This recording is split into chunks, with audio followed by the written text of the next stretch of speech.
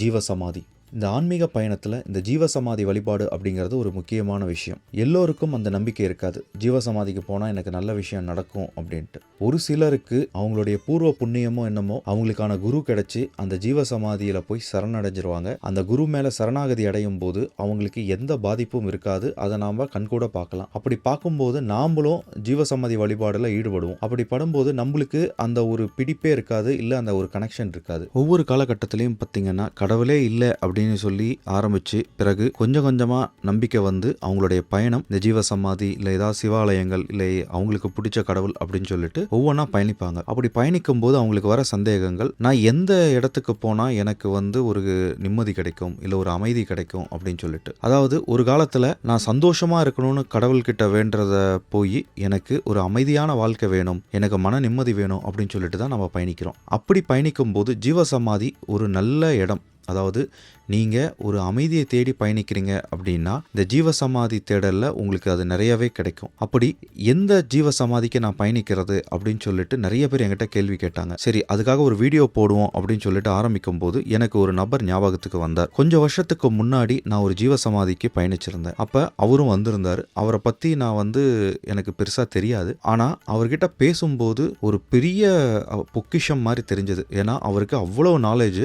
இந்த ஜீவசமாதி பயணத்தில் வந்து பார்த்தீங்கன்னா கிட்டத்தட்ட ரொம்ப வருஷமா, அதாவது எத்தனை வருஷம்னு எனக்கு தெரியல, அவருக்கு நான் பேசின வரைக்கும் பார்த்தீங்கன்னா ஒரு 20-30 வருஷத்துக்கு மேலே அவருக்கு இந்த ஜீவசமாதி வழிபாட்டில் ஒரு எக்ஸ்பீரியன்ஸ் இருக்கு. அப்படி அவர்கிட்ட பேசும்போது அவர் என்கிட்ட ஒரே விஷயம் என்ன சொன்னாரு, நீங்க எந்தெந்த ஜீவசமாதிகளோ பத்தி நீங்க மக்களுக்கு சொல்றத தாண்டி எந்தெந்த நட்சத்திரத்துக்கு என்னென்ன ஜீவசமாதி அப்படிங்கிறத ஒரு பட்டியல் போடுங்க. முதல்ல ஒவ்வொருத்தருக்கும் ஒரு நட்சத்திரம் இருக்கும், அந்த நட்சத்திரத்துக்கான ஜீவசமாதியை போய் அவங்கள வழிபாட சொல்லுங்க அப்படின்னு சொல்லி என்கிட்ட சொன்னார். நான் சொன்னேன், ஐயா எனக்கு அதை பற்றி தகவல் தெரியல அப்படிங்கும்போது நான் சொல்கிறேன் அப்படின்னு சொல்லிட்டு அவர் ஆரம்பித்தார். அப்புறம் நான் சொன்னேன், ஐயா நான் உங்களை வச்சு ஒரு வீடியோ எடுக்கலாமா அப்படின்னதுக்கு அவர் அதுக்கு ஒத்துக்கல. நான் இந்த ஃபோன்லேயே சொல்லிடுறேன், நீங்கள் நோட் பண்ணிக்கோங்க, ஏதாவது ஒரு நோட்டு பேனா எடுத்து நீங்கள் எழுதிக்கோங்க அப்படின்னு சொல்லி சொன்னார். அப்புறம் நான் ரெக்கார்ட் பண்ணிக்கிறேங்கய்யா அப்படின்னு சொல்லிட்டு நான் அவர் பேசினதை ரெக்கார்ட் பண்ணேன். கடைசியாக எனக்கு ஒரு விஷயம் தோணுச்சு. அவர் பேச பேச அவருடைய அனுபவம் வந்து அந்த ஆடியோவில் எனக்கு தெரிஞ்சுது. அவர்கிட்ட ஒரே ஒரு விஷயம் சொன்னேன், ஐயா நீங்கள் பேசினதே ரொம்ப நல்லா இருக்கு, இதை நான் வந்து பதிவிடுறேன் அப்படின்னு சொல்லி சொன்னேன். அவர் வந்து அதுக்கு ஒத்துக்கிட்டாரு. ஆனா என்னை பத்தி எந்த தகவலும் சொல்ல வேணாம் அப்படின்னு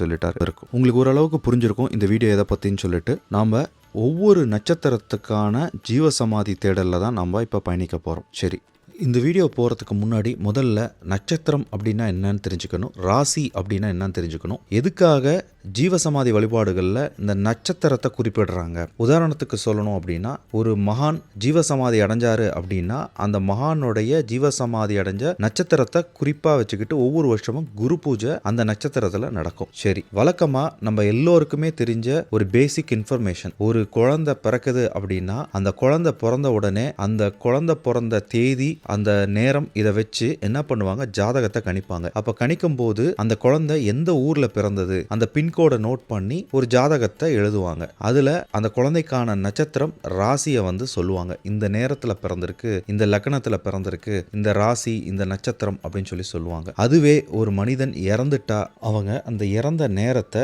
குறிப்பு வச்சு வருஷம் வருஷம் அந்த திதி வழிபாடு செய்வாங்க. சரி, அதே மகான்கள் ஜீவசமாதி அடையும் போது அவங்க அந்த ஜீவசமாதி அடைஞ்ச அந்த நேரத்தை நட்சத்திரத்தை வச்சு வருஷம் வருஷம் குரு பூஜை அப்படின்னு சொல்லிட்டு அவங்க கொண்டாடுவாங்க. இது ரெண்டுக்கும் என்ன வித்தியாசம் அப்படின்னா அது ஒரு தனி வீடியோ போடணும். கண்டிப்பா இதை பத்தி தெளிவா இன்னொரு வீடியோ நான் பதிவிடுறேன். சரி, இப்ப இந்த நேரத்துல நட்சத்திரம் அப்படின்னா என்னங்கிற ஒரு சின்ன விஷயத்தை நீங்க புரிஞ்சிருப்பீங்க. அதே போல இந்த நட்சத்திரம் அப்படிங்கிறத எப்படி குறிப்பிடுறாங்க அப்படிங்கிற ஒரு சின்ன தகவலையும் நான் உங்ககிட்ட சொல்லிக்கிறேன். இந்த பூமி அப்படிங்கிறது வட்ட வடிவத்தை கொண்டது. வட்டம் அப்படின்னாலே 360 டிகிரியை கொண்டது. இந்த 360 டிகிரியை 12 பங்குகளா பிரிக்கணும். இந்த ஒவ்வொரு பங்கும் வந்து பாத்தீங்கன்னா 30 டிகிரி இருக்கும். அதாவது ஒவ்வொரு பங்குகளும் 30 டிகிரி இருக்கும். இந்த பங்குகள், அதாவது இந்த 30 டிகிரியை கொண்ட பங்கு தான் ராசி அப்படின்னு சொல்லி சொல்றோம். இந்த ஒவ்வொரு ராசிக்கும் வந்து பாத்தீங்கன்னா ஒரு குணாதிசயம் இருக்கும். அதாவது இந்த 12 பங்குகளை ஒவ்வொரு பங்கும் வந்து பாத்தீங்கன்னா ஒரு குணாதிசயம் இருக்கும், ஒரு ஈர்ப்பு திசை, ஒரு விதமான கிராவிடேஷனல் ஃபோர்ஸ் வந்து ஒவ்வொரு பங்குலையும் இருக்கும். இதை வந்து பாத்தீங்கன்னா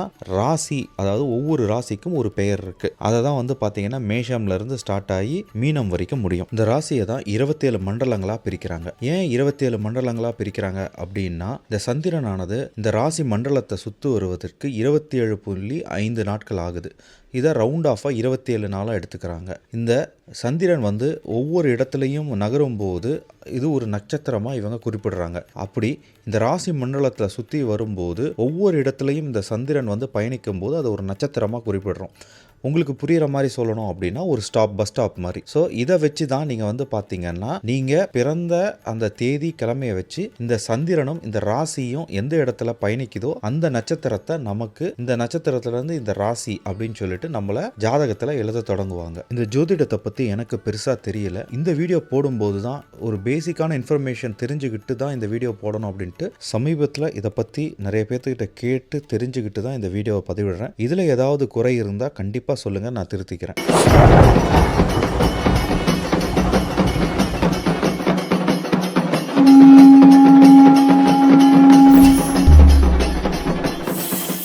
அதாவது மூலக்கிணறானது மூலாதாரத்திலேருந்து எழுந்து ருட்சக்கரத்திலேருந்து ஆரம்பித்து சகசிராகாரத்துக்கு போகிறது. அந்த குளிர்ச்சி அடைஞ்சு அந்த ஹீட் கனவானது மேலே போகுது. அந்த மூலாதாரத்துலேருந்து அக்னி ஜீவனானது மேலே போய் நிற்கிறப்ப அவன் வந்து என்டர்டெயின்மெண்ட், அதாவது பிளிஸ் அவனுக்கு கிடைக்குது. அந்த பிளிஸ் கிடைத்த உடனே அந்த ஆன்மா வந்து தன்னுடைய தலையை தேங்காய் உடைச்சோம்னா அதுலேருந்து அந்த ஆன்மா வழிபட்டு அந்த இடத்துல நின்றுடும். அது ஒரு நாடி, ஒரு மனுஷனுக்கு 72,000 நாடி. ஒரு நாடி அடங்குறதுக்கு ஒரு வருஷம். 72,000 வருஷம் அந்த ஜீவசமாதி அவருக்கு வேல்யூ இருக்குது. நீங்கள் அங்கே போனாலே உங்களுக்கு வந்து என்ன ஆகும் அப்படின்னு சொன்னால், நீங்கள் கேட்காதே உங்களுக்கு எல்லாம் கிடைக்கும். நீங்கள் கேட்டு கொடுக்கணுங்கிற அவசியமே கிடையாது. புரியுதுங்களா? அந்த மாதிரியான வைப்ரண்ட்டான இடம் இது ஜீவசமாதிங்கிறது. அந்த ஜீவன் அங்கேயே இருந்து நிறைய இருந்து அது வந்து அருள் புரியக்கூடியது. அந்த ஆறாசுக்கு பார்த்தீங்கன்னா அதனோட வைப்ரேஷன் கிட்டக்க நீங்கள் போனீங்கனால உங்களுக்கு வந்து அட்ராக்ட் பண்ணிட்டோம். அதே மாதிரி ஒவ்வொரு நட்சத்திரத்துக்கும் ஒரு ஜீவசமாதி, ஒரு சித்தர் இருக்காங்க. அந்த ஜீவசமாதிகளை நீங்கள் பிடிச்சிங்கனாலே அவனோட கர்ம கழியும் ஃபஸ்ட்டு. அதனால் நீங்கள் என்ன பண்ணுங்கன்னா 27 நட்சத்திரத்துக்குள்ள ஜீவசமாதிகளும் முதல்ல நீங்கள் கொடுங்க. ஃபஸ்ட்டு நோட் பண்ணிக்கிறீங்களா? நீங்கள் நோட் பண்ணிக்கிறேன் சார். நீங்கள் பேச நோட் பண்ணிக்கலாம். அப்படியே நோட் பண்ணிங்க. அதாவது நீங்கள் நோட் பண்ணிங்கன்னா உங்களுக்கு ரெஃபரன்ஸ் தெரியும். உங்களுக்கு நான் பேசுகிறதே டக்குன்னு எடுக்க முடியாது. அதனால கேட்குறேன். சரி. அஸ்வினி நட்சத்திரத்துக்கு கட்டிக்குளம் மாயண்டி சித்தர், அவருக்கு வந்து சுட்டுக்கோள் மாயண்டி சித்தர்னு பேர். அவருக்கு பேர். அவர் எங்கே இருக்கார் எங்கே அவரோட ஜீவ சம்மதி இருக்குன்னு சொன்னால் திருப்பரங்குன்றம் கீழே இருக்குது, அடிவாரத்தில் இருக்குது. அங்கே முதல்ல அஸ்வினி நட்சத்திரக்காரர்கள் அங்கே போயிட்டு ஒரு வியாழக்கிழமை அன்னைக்கோ இல்லைன்னா அவங்க நட்சத்திரத்தை அன்னைக்கோ அஸ்வினி நட்சத்திரத்தை அன்னைக்கோ அங்கே போய் ஜீவ சமாதியை கும்பிட்டு அங்கே 24 நிமிஷம் அங்கே உட்காந்து வெள்ளப்பூ மாலை பாட்டு அவரை தரிசனம் பண்ணிட்டு வந்தாலே அவருக்கு வந்து அந்த கர்மாலாம் அவங்களுக்கு தங்கிடும். ஒன்று அவங்களோட மூலஸ்தானமே அதுதான். அதே மாதிரி பரணி நட்சத்திரத்துக்கு நமக்கு வந்து எங்கன்னா கசனம்பட்டி சுவாமிகள், கசனம்பட்டியில் ஒரு ஜீவ சமாதி இருக்குது. அந்த அங்கே போனாலே அங்கே அவங்க இதெல்லாம் தீர்ந்துடும். அந்த நாட்டு ஓப்பன் ஆகும். அவங்களுக்கு அந்த கீ வந்து ஓப்பன் ஆகி நாட்டு அந்த முடிச்சு வந்து க்ளீனாக அவங்களுக்கு வந்து அடுத்த ஸ்டேஜுக்கு போயிடுவாங்க. அதுங்க போய் சார்ஜ் பண்ணாலே 3 2 பரணி நட்சத்திரம். கிருத்திகை நட்சத்திரத்துக்கு சிவபிரகாச சாமிகள்னு பேர். சிவபிரகாச சாமிகள் தான். இது எங்கே இருக்குது அப்படின்னா திருவள்ளுவரை இருக்குது. திருவள்ளுவரை பெருமாள் கோயில் பக்கத்தில் ஒரு சிவன் கோயில் இருக்கும். அதுக்கு பக்கத்தில் இருக்க ஜீவசமாதி தான் சிவபிரகாச சாமிகள். கிருத்திகை நட்சத்திரங்களுக்கு ரோகிணி நட்சத்திரக்காரங்களுக்கு என்ன அப்படின்னு சொன்னால் வாத்தியார் கோவில் அப்படின்னு ஒன்று இருக்கும். வாத்தியார் கோவிலுங்கிறது எங்கே இருக்குது அப்படின்னு சொன்னால் அட்லீஸ்ட் அந்த இது வள்ளியூர் கிட்ட இருக்குது. வள்ளியூர்னா தடீஸு அந்த திண்டுக்கல்லேருந்து போகிற ரூட்டில் இருக்குது. குறும்பூர் பக்கத்தில் வள்ளியூர் இருக்கும். வள்ளியூர் கிட்ட இருக்கும். அங்கே போனீங்கன்னா அங்கே தான் வந்து வாத்தியார் கோயில்னு இருக்குது. அந்த வாத்தியார் கோயிலில் சுவாமிகளுக்கு பேர் தான் ரோகிணி நட்சத்திரத்தில் இருக்கிறவங்க போகணும். அதுக்கப்புறம் அந்த வாத்தியார் கோயிலில் போய் ஜீவசமாதினால கேட்டால் எல்லாரும் சொல்லிடுவாங்க. அதுக்கப்புறம் ரோகிணி மிருகசீஷ நட்சத்திரத்துக்கு என்ன சித்தர் அப்படின்னா சேந்தமங்கலம் சுயம்பிரகாச சுவாமிகள், சேந்தமங்கலம்.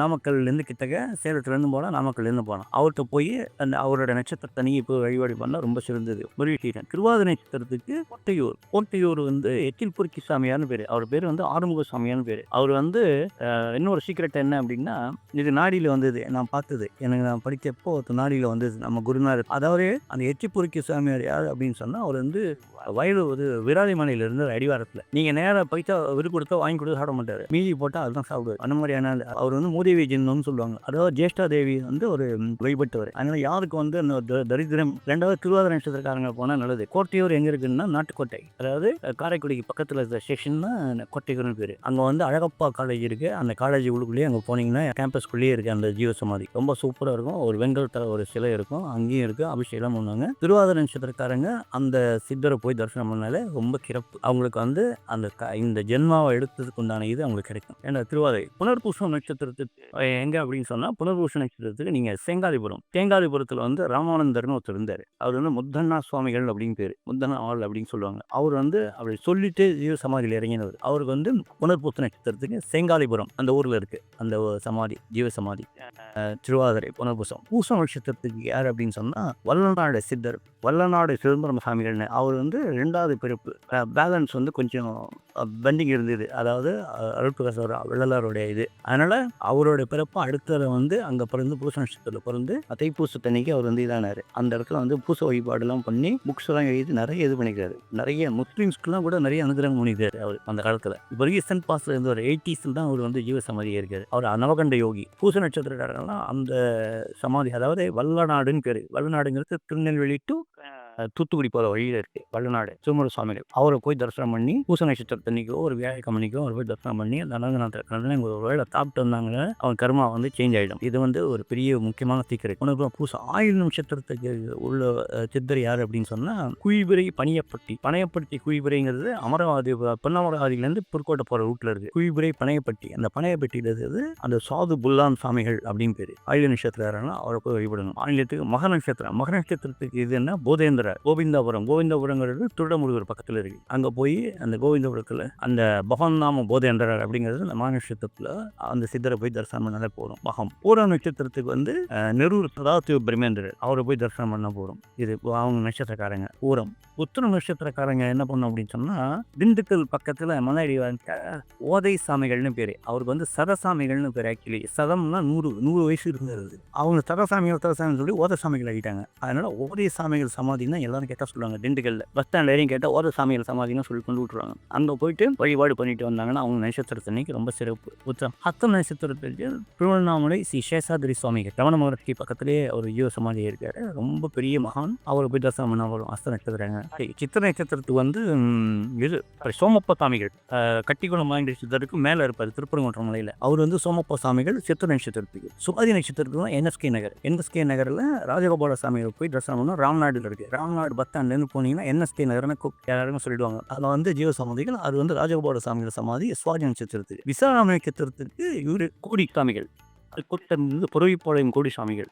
அங்கே போயிட்டு பொள்ளாச்சி பக்கம் இருக்குது. அங்கே போய் விசாக நட்சத்திரத்தன்னைக்கு வழிபட்டாங்கன்னா விசாக நட்சத்திரங்களுக்கு ரொம்ப நல்லது. அனுஷம் நட்சத்திரக்காரங்கள்லாம் திருவிசைநல்லூர் ஐயாவாள் சுவாமிகள்னு பேர். அங்கே போய் அமாவாசை அன்னைக்கு கார்த்திகை அமாவாசை அன்னைக்கு கங்கையை வரவழைச்சவர். அந்த வீட்டு கிணத்துல இவங்க இப்போ வராமல் கூடினது எவ்ரி இது அங்கே நடக்கும்.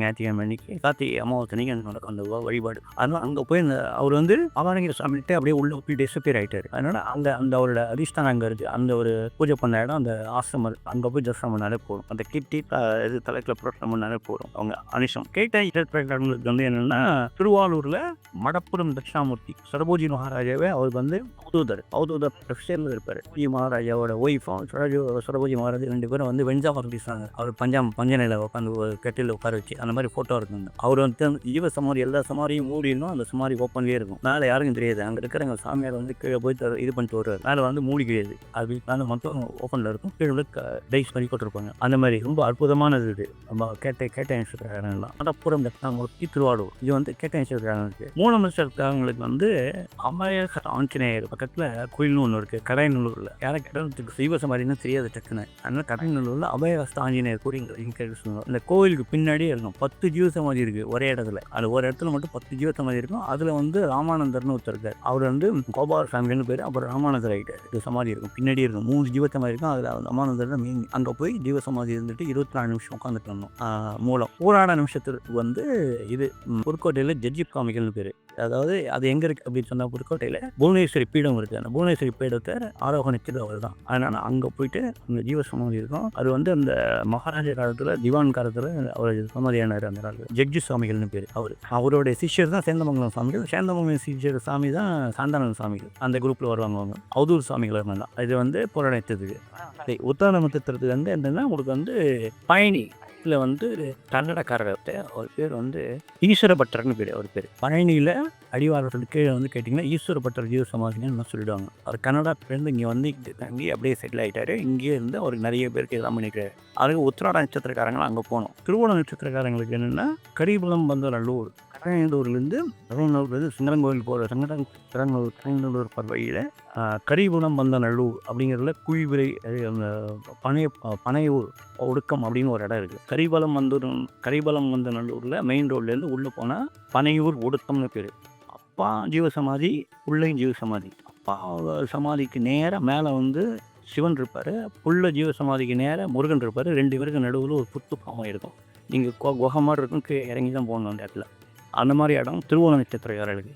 சங்கரநாராயணன் அந்த தட்சிணாமூர்த்தின்னு பேர், அந்த சித்தர் பேர். அப்பா பேர் சங்கரநாராயணன், புள்ள பேர் தட்சிணாமூர்த்தி. 2 பேருமே ஜீவசமாதி. ரொம்ப அற்புதமான இடம் அது. அது வந்து திருவோண நட்சத்திரக்காரனுக்கு. அவிழ்ப்பு நட்சத்திரக்காரர்கள் வந்து அப்பாப்பை டீம், சுப்பாப்பட்டி, தேலம் சுப்பாப்பட்டி சுவாமிகள். அவரை போய் வணங்கினாலே போதும். ரொம்ப அற்புதமான இடம் அது.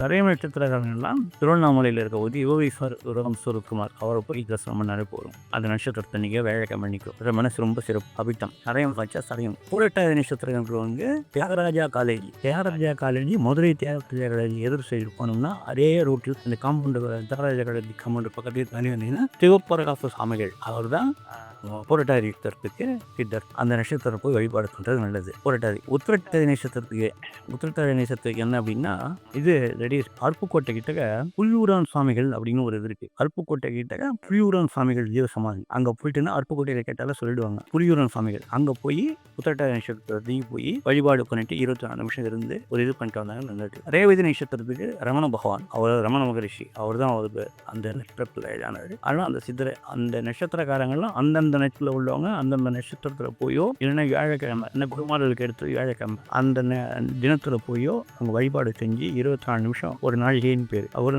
24 நிமிஷத்தில் அங்கே போய் உட்காந்து அவங்க மனக்குறை இது பண்ணிட்டு அவங்களோட வேண்டுதலை வச்சு தந்தாங்கன்னா அவங்களுக்கு அன்னிலேருந்து அவங்களுக்கு உண்டான ஒரு கேஜஸ் கண்டிப்பாக நடக்கும். இது அவங்க வந்து எவ்வளோ ஃப்ரீக்வெண்ட்டாக அங்கே போய் டச் பண்ணுறாங்களோ அந்த வைப்ரேஷன் ஒரு கிடைச்சிக்கிட்டே இருக்கும், அவங்களோட கர்மா விலகிக்கிட்டே இருக்கும். இதுதான் சித்தர் வழிபாட்டோட சூட்சம். இப்போ உங்களுக்கு புரிஞ்சிருக்கும் ஏன் நட்சத்திர வழிபாடு, அதாவது உங்கள் நட்சத்திரத்துக்கான ஜீவசமாதியை தேடி ஏன் பயணிக்கணும் அப்படின்ட்டு ஓரளவுக்கு உங்களுக்கு புரிஞ்சிருக்கும்.